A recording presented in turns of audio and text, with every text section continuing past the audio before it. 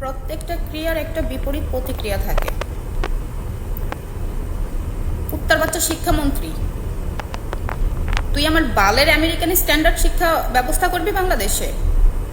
আর যে বাইনচোদ প্রশ্ন বানাচ্ছিস, ওই বাইনচোদ তোর নিজের আগে পড়াশোনা করার দরকার, তোর আগে ক্লাস নেওয়া দরকার, যে তুই এইচএসসি প্রশ্নপত্র কিভাবে বানাবি, তোর আগে শিক্ষা নেওয়া দরকার।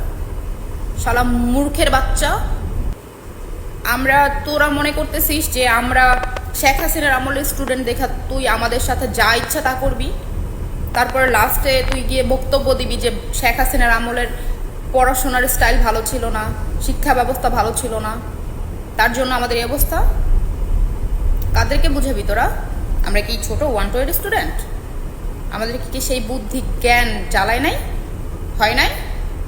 এক একটা সাবজেক্টের মধ্যে এক একটা প্রশ্নপত্র নিয়ে কি ধরনের খেলা খেলতেছিস তোরা? কি ধরনের খেলা খেলতেছিস?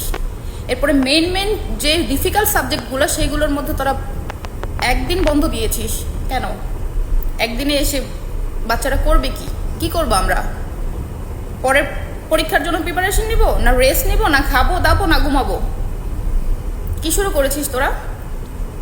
এই পানি, বৃষ্টি, বন্যা, কি একটা অবস্থা! তোরা এসির ভিতরে বসে